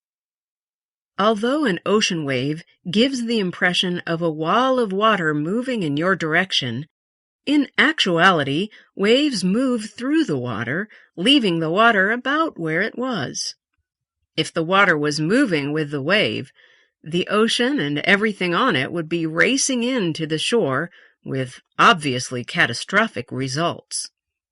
An ocean wave passing through deep water causes a particle on the surface to move in a roughly circular orbit, drawing the particle first towards the advancing wave, then up into the wave, then forward with it, and then, as the wave leaves the particles behind, back to its starting point again. From both maturity to death, a wave is subject to the same laws as any other living thing. For a time, it assumes a miraculous individuality that, in the end, is reabsorbed into the great ocean of life. The undulating waves of the open sea are generated by three natural causes: wind, earth movements or tremors, and the gravitational pull of the moon and the sun. Once waves have been generated, gravity is the force that drives them in a continual attempt to restore the ocean's surface to a flat plane. Lesson 41. Training Elephants. Two main techniques have been used for training elephants, which we may call respectively the tough and the gentle. The former method simply consists of setting an elephant to work and beating him until he does what is expected of him. Apart from any moral considerations, this is a stupid method of training, for it produces a resentful animal who at a later stage may well turn man-killer. The gentle method requires more patience in the early stages, but produces a cheerful, good-tempered elephant who will give many years of loyal service. The first essential in elephant training is to assign to the animal a single mahout who will be entirely responsible for the job. Elephants like to have one master just as dogs do, and are capable of a considerable degree of personal affection. There are even stories of half-trained elephant calves who have refused to feed and pined to death when by some unavoidable circumstance they have been deprived of their own trainer. Such extreme cases must probably be taken with a grain of salt, but they do underline the general principle that the relationship between elephant and mahout is the key to successful training. The most economical age to capture an elephant for training is between 15 and 20 years, for it is then almost ready to undertake heavy work and can begin to earn its keep straight away. But animals of this age do not easily become subservient to man, and a very firm hand must be employed in the early stages. The captive elephant, still roped to a tree, plunges and screams every time a man approaches, and for several days will probably refuse all food through anger and fear. Sometimes a tame elephant is tethered nearby to give the wild one confidence. And in most cases, the captive gradually quietens down and begins to accept its food. The next stage is to get the elephant to the training establishment, a ticklish business which is achieved with the aid of two tame elephants roped to the captive on either side. When several elephants are being trained at one time, it is customary for the new arrival to be placed between the stalls of two captives whose training is already well advanced. It is then left completely undisturbed, with plenty of food and water, so that it can absorb the atmosphere of its new home and see that nothing particularly alarming is happening to its companions. When it is eating normally, its own training begins. The trainer stands in front of the elephant holding a long stick with a sharp metal point. Two assistants, mounted on tame elephants, control the captive from either side, while others rub their hands over his skin to the accompaniment of a monotonous and soothing chant. This is supposed to induce pleasurable sensations in the elephant, and its effects are reinforced by the use of endearing epithets such as "Ho, my son," or "Ho, my father," or "my mother," according to the age and sex of the captive. The elephant is not immediately susceptible to such blandishments, however, and usually lashes fiercely with its trunk in all directions. These movements are controlled by the trainer with the metal-pointed stick, and the trunk eventually becomes so sore that the elephant curls it up and seldom afterwards uses it for offensive purposes. Lesson 42. Recording an Earthquake. An earthquake comes like a thief in the night, without warning. It was necessary, therefore, to invent instruments that neither slumbered nor slept. Some devices were quite simple. One, for instance, consisted of rods of various lengths and thicknesses, which would stand up on end like ninepins. When a shock came, it shook the rigid table upon which these stood. If it were gentle, only the more unstable rods fell. If it were severe, they all fell. Thus the rods, by falling, and by the direction in which they fell, recorded for the slumbering scientist the strength of a shock that was too weak to waken him, and the direction from which it came. But instruments far more delicate than that were needed if any really serious advance was to be made. The ideal to be aimed at was to devise an instrument that could record with a pen on paper the movements of the ground or of the table as the quake passed by. While I write, my pen moves, but the paper keeps still. With practice, no doubt, I could in time learn to write by holding the pen still while the paper moved. That sounds a silly suggestion, but that was precisely the idea adopted in some of the early instruments. Seismometers, for recording earthquake waves. But when table, penholder, and paper are all moving, how is it possible to write legibly? The key to a solution of that problem lay in an everyday observation. Why does a person standing in a bus or train tend to fall when a sudden start is made? It is because his feet move on, but his head stays still. A simple experiment will help us a little further. Tie a heavy weight at the end of a long piece of string. With the hand held high in the air, hold the string so that the weight nearly touches the ground. Now move the hand to and fro and around, but not up and down. It will be found that the weight moves but slightly or not at all. Imagine a pen attached to the weight in such a way that its point rests upon a piece of paper on the floor. Imagine an earthquake shock shaking the floor, the paper, you, and your hand. In the midst of all this movement, the weight and the pen would be still, but as the paper moved from side to side under the pen point, its movement would be recorded in ink upon its surface. It was upon this principle that the first instruments were made, but the paper was wrapped around a drum which rotated slowly. As long as all was still, the pen drew a straight line. But while the drum was being shaken, the line that the pen was drawing wriggled from side to side. The apparatus thus described, however, records only the horizontal component of the wave movement, which is, in fact, much more complicated. If we could actually see the path described by a particle, such as a sand grain in the rock, it would be more like that of a bluebottle buzzing round the room. It would be up and down, to and fro, and from side to side. Instruments have been devised and can be so placed that all three elements can be recorded in different graphs. When the instrument is situated at more than 700 miles from the earthquake center, the graphic record shows three waves arriving one after the other at short intervals.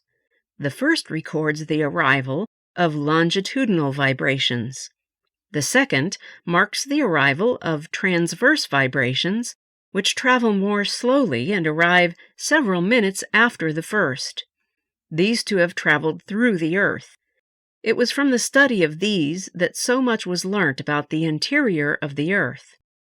The third, or main wave, is the slowest and has traveled round the earth through the surface rocks. Lesson 43. Are there strangers in space? We must conclude from the work of those who have studied the origin of life that given a planet only approximately like our own, life is almost certain to start. Of all the planets in our own solar system, we are now pretty certain the Earth is the only one on which life can survive. Mars is too dry and poor in oxygen, Venus far too hot, and so is Mercury, and the outer planets have temperatures near absolute zero and hydrogen-dominated atmospheres. But other suns, stars as the astronomers call them, are bound to have planets like our own, and as the number of stars in the universe is so vast, this possibility becomes virtual certainty. There are 100,000 million stars in our own Milky Way alone, and then there are 3,000 million other Milky Ways, or galaxies, in the universe. So the number of stars that we know exist is now estimated at about 300 million. Although perhaps only 1% of the life that has started somewhere will develop into highly complex and intelligent patterns, so vast is the number of planets, that intelligent life is bound to be a natural part of the universe. If then we are so certain that other intelligent life exists in the universe, why have we had no visitors from outer space yet? First of all, they may have come to this planet of ours thousands or millions of years ago and found our then prevailing primitive state completely uninteresting to their own advanced knowledge. Professor Ronald Bracewell, a leading American radio astronomer, argued in Nature that such a superior civilization, on a visit to our own solar system, may have left an automatic messenger behind to await the possible awakening of an advanced civilization.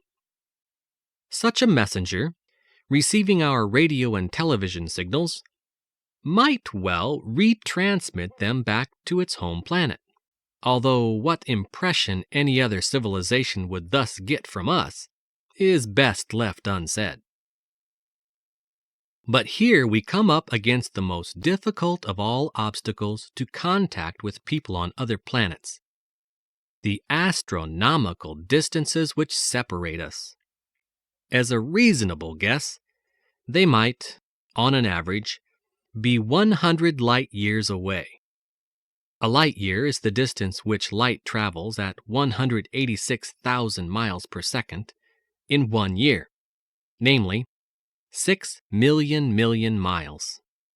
Radio waves also travel at the speed of light, and assuming such an automatic messenger picked up our first broadcasts of the 1920s, the message to its home planet is barely halfway there. Similarly, our own present primitive chemical rockets, though good enough to orbit men, have no chance of transporting us to the nearest other star, 4 light years away, let alone distances of tens or hundreds of light years. Fortunately, there is a uniquely rational way for us to communicate with other intelligent beings. As Walter Sullivan has put it in his excellent book, we are not alone. This depends on the precise radio frequency of the 21 centimeter wavelength, or 1,420 megacycles per second. It is the natural frequency of emission of the hydrogen atoms in space and was discovered by us in 1951. It must be known to any kind of radio astronomer in the universe. Once the existence of this wavelength had been discovered, it was not long before its use as the uniquely recognizable broadcasting frequency for interstellar communication was suggested.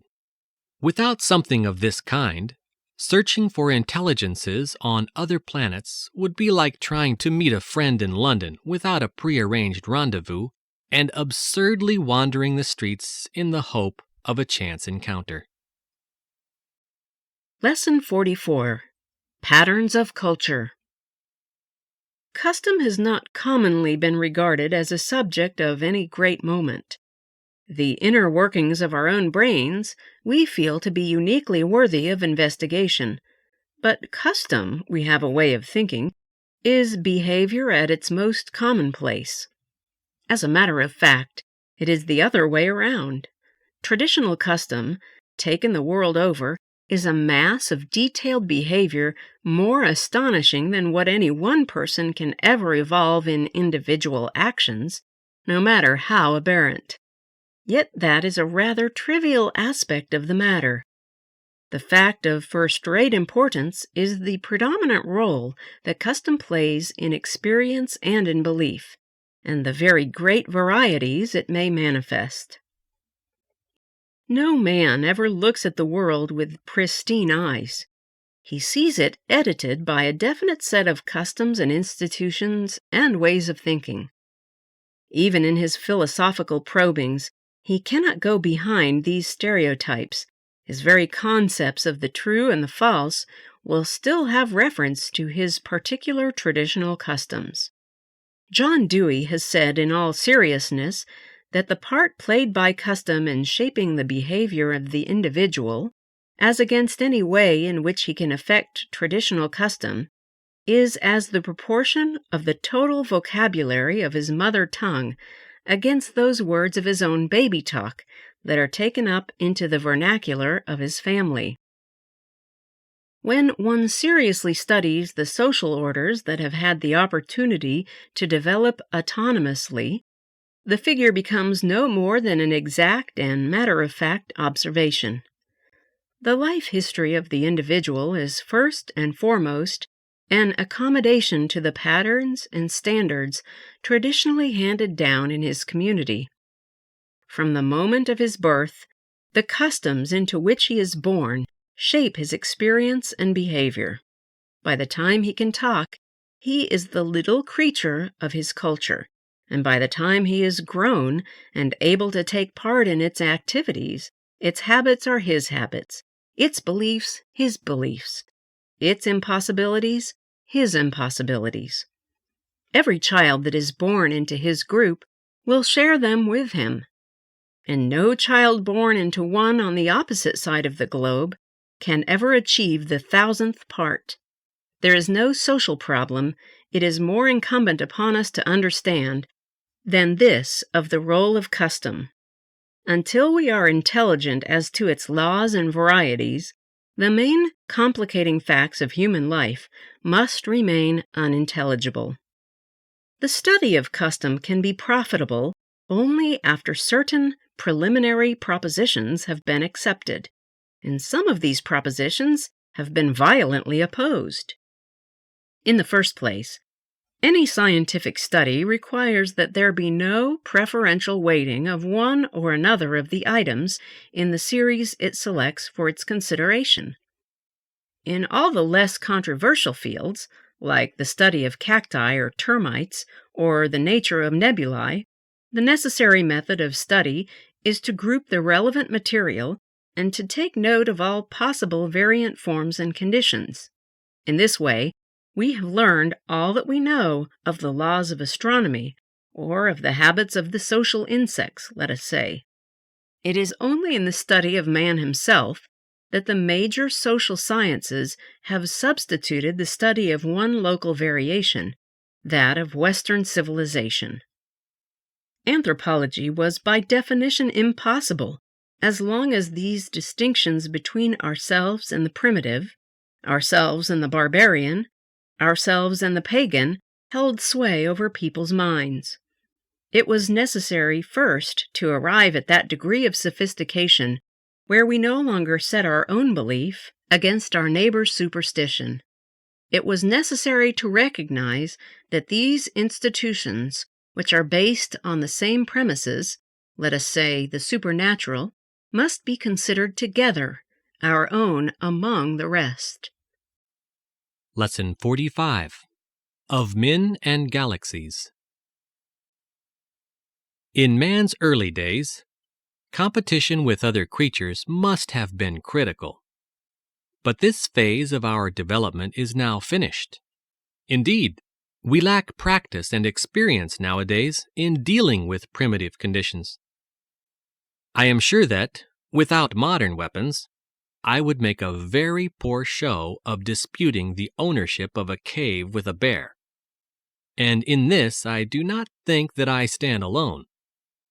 The last creature to compete with man was the mosquito, but even the mosquito has been subdued by attention to drainage and by chemical sprays. Competition between ourselves, person against person, community against community, still persists, however, and it is as fierce as it ever was.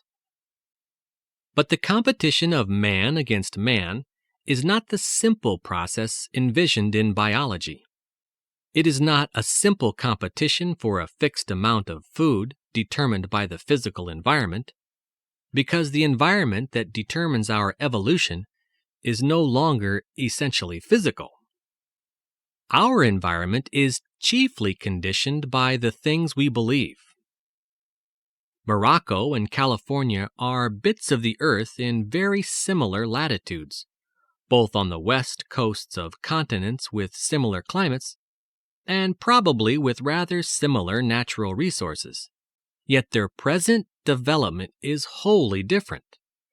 Not so much because of different people even, but because of the different thoughts that exist in the minds of their inhabitants. This is the point I wish to emphasize.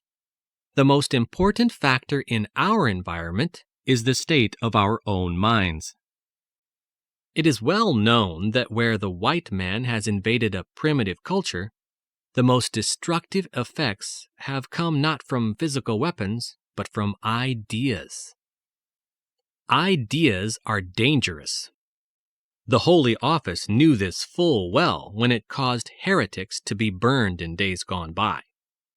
Indeed, the concept of free speech only exists in our modern society because when you are inside a community, you are conditioned by the conventions of the community to such a degree that it is very difficult to conceive of anything really destructive. It is only someone looking on from outside that can inject the dangerous thoughts. I do not doubt that it would be possible to inject ideas into the modern world that would utterly destroy us. I would like to give you an example, but fortunately, I cannot do so. Perhaps it will suffice to mention the nuclear bomb. Imagine the effect on a reasonably advanced technological society, one that still does not possess the bomb, of making it aware of the possibility of supplying sufficient details to enable the thing to be constructed. 20 or 30 pages of information handed to any of the major world powers around the year 1925 would have been sufficient to change the course of world history. It is a strange thought, but I believe a correct one, that 20 or 30 pages of ideas and information would be capable of turning the present-day world upside down or even destroying it. I have often tried to conceive of what those pages might contain, but of course I cannot do so because I am a prisoner of the present-day world, just as all of you are. We cannot think outside the particular patterns that our brains are conditioned to, or, to be more accurate, we can think only a very little way outside, and then only if we are very original. Lesson 46. Hobbies. A gifted American psychologist has said, "Worry is a spasm of the emotion. The mind catches hold of something and will not let it go." It is useless to argue with the mind in this condition. The stronger the will, the more futile the task. One can only gently insinuate something else into its convulsive grasp. And if this something else is rightly chosen, if it is really attended by the illumination of another field of interest, gradually, and often quite swiftly, the old undue grip relaxes, and the process of recuperation and repair begins. The cultivation of a hobby and new forms of interest is therefore a policy of the first importance to a public man. But this is not a business that can be undertaken in a day or swiftly improvised by a mere command of the will. The growth of alternative mental interests is a long process.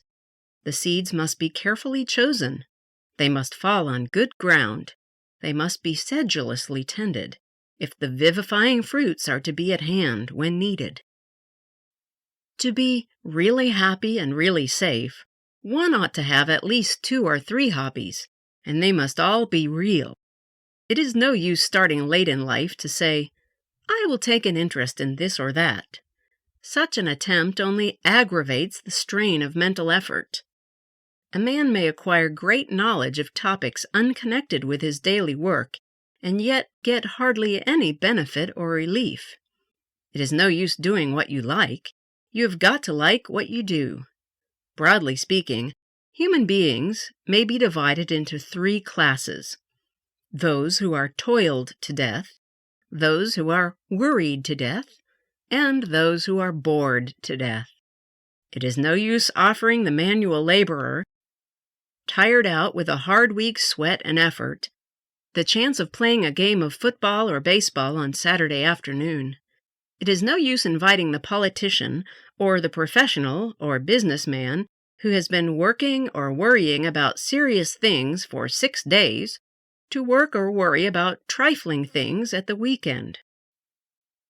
As for the unfortunate people who can command everything they want, who can gratify every caprice and lay their hands on almost every object of desire, for them a new pleasure, a new excitement is only an additional satiation. In vain they rush frantically round from place to place, trying to escape from avenging boredom by mere clatter and motion. For them, discipline in one form or another is the most hopeful path. It may also be said that rational, industrious, useful human beings are divided into 2 classes. First, those whose work is work and whose pleasure is pleasure. And secondly, those whose work and pleasure are one. Of these, the former are the majority. They have their compensations. The long hours in the office or the factory bring with them as their reward not only the means of sustenance, but a keen appetite for pleasure, even in its simplest and most modest forms. But fortune's favored children belong to the second class. Their life is a natural harmony. For them, the working hours are never long enough. Each day is a holiday, and ordinary holidays, when they come, are grudged as enforced interruptions in an absorbing vocation. Yet to both classes, the need of an alternative outlook, of a change of atmosphere, of a diversion of effort, is essential. Indeed, it may well be that those whose work is their pleasure are those who most need the means of banishing it at intervals from their minds. Lesson 47. The Great Escape. Economy is one powerful motive for camping, since after the initial outlay upon equipment, or through hiring it, the total expense can be far less than the cost of hotels. But, contrary to a popular assumption, it is far from being the only one, or even the greatest. The man who maneuvers carelessly into his 20 pounds worth of space at one of Europe's myriad permanent sites may find himself bumping a Bentley. More likely, Ford Escort will be hub-to-hub with Renault or Mercedes, but rarely with bicycles made for 2. That the equipment of modern camping becomes yearly more sophisticated is an entertaining paradox for the cynic, a brighter promise for the hopeful traveler who has sworn to get away from it all. It also provides, and some student sociologist might care to base his thesis upon the phenomenon, an escape of another kind. The modern traveler is often a man who dislikes the splendid and the bella vista, not because he cannot afford, or shuns their material comforts, but because he is afraid of them. Affluent he may be, but he is by no means sure what to tip the doorman or the chambermaid. Master in his own house, he has little idea of when to say boo to a maitre d'hotel. From all such fears, camping releases him. Granted, a snobbery of camping itself, based upon equipment and techniques, already exists, but it is of a kind that, if he meets it, he can readily understand and deal with. There is no superior they in the shape of managements and hotel hierarchies to darken his holiday days. To such motives, yet another must be added. The contemporary phenomenon of car worship is to be explained not least by the sense of independence and freedom that ownership entails. To this pleasure, camping gives an exquisite refinement. From one's own front door to home or foreign hills or sands and back again, everything is to hand. Not only are the means of arriving at the holiday paradise entirely within one's own command and keeping, but the means of escape from holiday hell, if the beach proves too crowded, the local weather too inclement, are there, outside, or, as likely, part of, the tent. Idealists have objected to the practice of camping, as to the package tour, that the traveler abroad thereby denies himself the opportunity of getting to know the people of the country visited. Insularity and self-containment, it is argued, go hand in hand. The opinion does not survive experience of a popular continental camping place.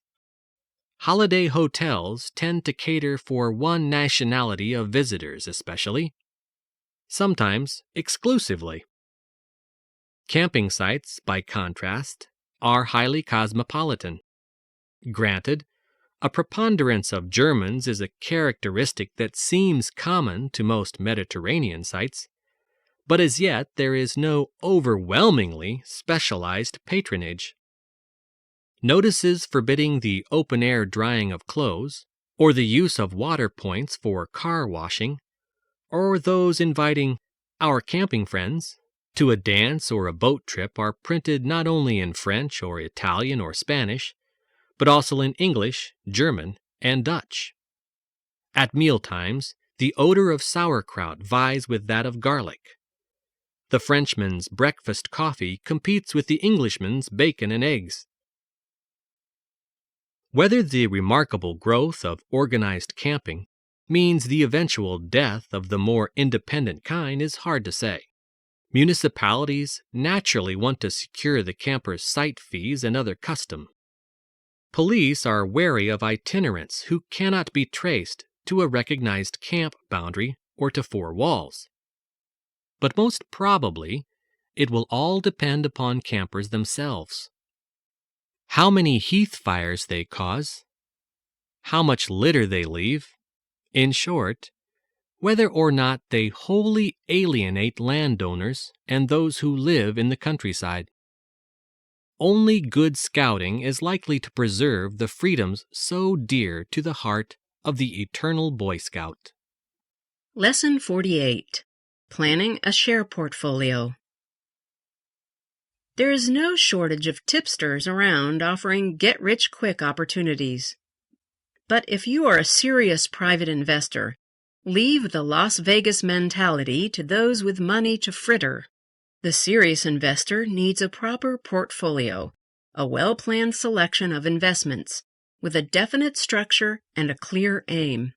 But exactly how does a newcomer to the stock market go about achieving that? Well, if you go to 5 reputable stockbrokers and ask them what you should do with your money, you're likely to get 5 different answers, even if you give all the relevant information about your age, family, finances, and what you want from your investments. Moral? there is no one right way to structure a portfolio. However, there are undoubtedly some wrong ways, and you can be sure that none of our 5 advisors would have suggested sinking all, or perhaps any, of your money into periwigs. So, what should you do? We'll assume that you have sorted out the basics, like mortgages, pensions, insurance, and access to sufficient cash reserves. You should then establish your own individual aims. These are partly a matter of personal circumstances, partly a matter of psychology. For instance, if you are older, you have less time to recover from any major losses, and you may well wish to boost your pension income. So preserving your capital and generating extra income are your main priorities. In this case, you'd probably construct a portfolio with some shares, but not high-risk ones, along with gilts, cash deposits, and perhaps convertibles or the income shares of split capital investment trusts. If you are younger and in a solid financial position, you may decide to take an aggressive approach, but only if you're blessed with a sanguine disposition and won't suffer sleepless nights over share prices. If you recognize yourself in this description, you might include a couple of heady growth stocks in your portfolio, alongside your more pedestrian investments. Once you have decided on your investment aims, you can then decide where to put your money. The golden rule here is spread your risk. If you put all of your money into Periwigs International, you're setting yourself up as a hostage to fortune.